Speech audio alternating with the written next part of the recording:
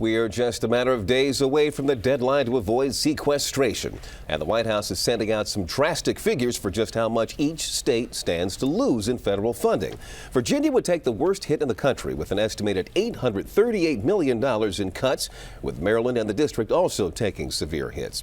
Steve Shanovy outside the Capitol tonight. He's got a look at the programs that are taking the biggest cuts across the area. Steve? Well, obviously, defense affects most of those figures and by far will impact the most people here in D.C. and Maryland and Virginia. But according to the White House, second on that list of cuts goes to education, with almost half of the education cuts affecting students with disabilities.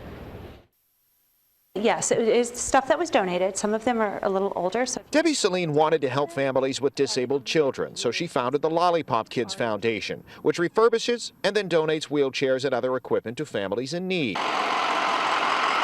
She also knows firsthand the challenges of having a child with special needs. Hi! Just getting her 18-year-old son Ryan off the school bus takes extra effort, as do most aspects of her daily life that most people take for granted. You have to transport them, you have to feed them, you bathe them. Ryan goes to public school in Montgomery County. I think most of the schools are good at providing what's needed, and the only time it's an issue is when we as parents know when there's a budget cut. Which makes the thought of any more cuts in education funding tough. Even tougher when nearly half of the sequestration cuts in education would affect students with disabilities.